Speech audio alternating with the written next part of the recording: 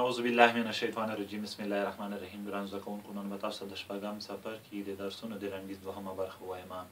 لومړی د متوازي الاضلاع دوه په دوه مخامخ زاویې سره مساوي وي، لکه د A D زاویې په خپل منځ کې مساوي دي او همداشان B C زاویې په خپل منځ کې مساوي دي. دوهمه خبره دا چې په متوازي الاضلاع کې د قطرونو خاصیتونه. په متوازي الاضلاع کې قطرونه یو بل نیمه کوي، پر اساس یې دوه جوړه انطباق منونکي مثلثونه رامنځته کیږي او مربوطه زاویې هم نیمه کوي. نو دلته دوه جوړې انطباق منونکي مثلثونه تاسو ته ښایم. A O B مثلث انطباق منونکی دی د D O C مثلث سره، همدغه شان A O C مثلث انطباق منونکی دی د B O D مثلث سره. په مستطیل کې د قطرونو خاصیتونه. په مستطیل کې هم قطرونه یو بل نیمه کوي، د اوږدوالي له مخې دواړه سره مساوي دي، پر اساس یې دوه جوړې انطباق منونکي مثلثونه رامنځته کیږي او مربوطه زاویې هم نیمه کوي. نو ځکه دلته هم دغسې لیکلی شو A O B مثلث انطباق منونکی دی د D O C مثلث سره. A O C مثلث انطباق منونکی دی د B O D مثلث سره.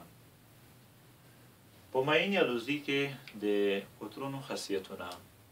په معین یا لوزي کې قطرونه یو بل نیمه کوي، یو پر بل باندې عمود وي، پر اساس یې څلور انطباق منونکي مثلثونه رامنځته کیږي او مربوطه زاویې هم نیمه کوي. تاسو ته دلته لومړی په دې باندې لږ بحث کوم چې ولې قطرونه پر یو بل باندې عمود دي. ځکه چې د دې موضوع څخه د معین یا لوزي د قطرونو د خاصیتونو په عنوان کې یادونه نه وه شوي، نو دلته باید تاسې دې موضوع ته ډېر دقیق شئ. دلته که د A C او D B قطرونه پام کې ونیسو، دوه مثلثونه رامنځته شوي دي، یو د A D B مثلث او بل د B C D مثلث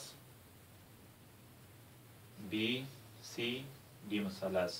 په دغه دوو مثلثونو کې چې متساوي او ساکن دي، ځکه چې دوه په دوه مخامخ زولې مساوي دي. دوه په دوه مخامخ زولې ځکه مساوي دي چې په معین کې څلور واړه زولې مساوي وي. نو دلته په دغه دوو متساوي او ساکن مثلثونو کې د A O او C O خطونه د دغو ارتفاعګانې دي. D B زوله د دغو دوو مثلثونو مشترکه زوله ده. دا چې C O یا A O ارتفاعګانې د D B په مشترکه زوله باندې عمود دي، نو ویلی شو چې په عموما کې د A C قطر هم د D B په قطر باندې عمود دی. نو هیله ده چې تاسې د عمودیت په دلیل باندې پوه شوي وئ. نو دلته دا کوم څلور انطباق منونکي مثلثونه جوړ شوي دي، دغه تاسو ته ښایم. A O B مثلث انطباق منونکی دی د A O B مثلث سره. D O C مثلث انطباق منونکی دی د B O C مثلث سره. همدغه شان دغسې هم لیکلی شو چې A O B مثلث انطباق منونکی دی د D O C مثلث سره او A O D مثلث انطباق منونکی دی د B O C مثلث سره. په مربع کې د قطرونو خاصیتونه. که څه هم د مربع د قطرونو خاصیتونو عنوان مخکې د لنډیز څخه ذکر شوی نه دی، خو دلته یې په لنډیز کې یادونه کړې ده، نو تاسو ته یې هم غواړم واضح کړم. په مربع کې قطرونه یو بل نیمه کوي، پر اساس یې څلور انطباق منونکي مثلثونه رامنځته کیږي.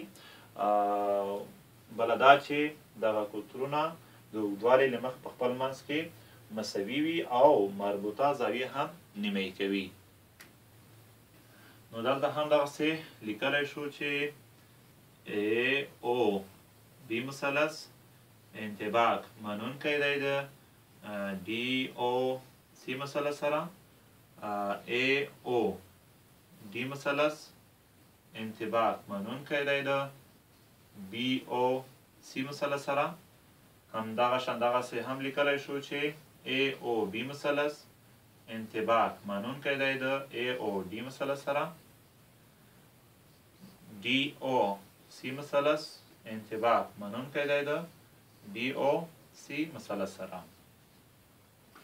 بله خبره دا تاسو په یاد ولرئ چې د ت لپاره په څلور ضلعي کې د داخلي زاویو مجموعه او د خارجي زاویو مجموعه 360 درجې ده. او وروستۍ خبره دغه په یاد ولرئ چې متوازی الاضلاع، معین، مربع، مستطیل بعضې مشترکې ځانګړنې لري چې د هغې لپاره دلته د وین دیاګرام څخه ګټه اخلو. په عموما کې دغه لویه دایره د متوازی الاضلاع لپاره ده، دغه دایره د معین لپاره، دغه د مستطیل لپاره او د دغه دوو تکتب یا مربع. ځانګړنه د مستطیل، مربع او معین په عموما کې د متوازی الاضلاع لپاره دغه ده چې درې واړه د متوازی الاضلاع شکل په ډول زولې موازي او مساوي لري، مخامخ مخامخ.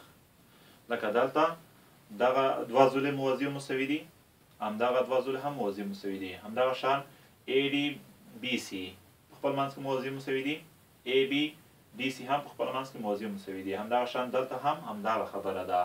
نو ځکه ویلی شو چې دغه د دغه دریو شکلونو دغسې یو خاصیت دی چې متوازي الاضلاع لري.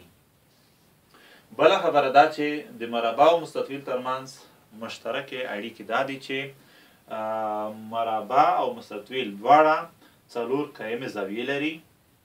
بله خبره دا چې په مربع او مستطیل دواړو کې قطرونه سره مساوي وي، یعنی په مستطیل کې دواړه قطرونه مساوي وي او په مربع کې هم دواړه قطرونه سره مساوي وي.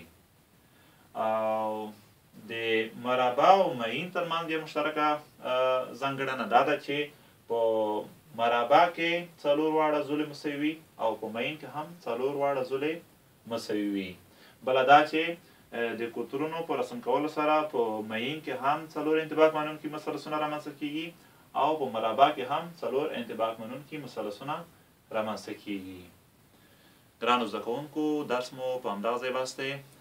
بیا چې د یوه نوي فصل سره حاضرېږم، د الله په امان.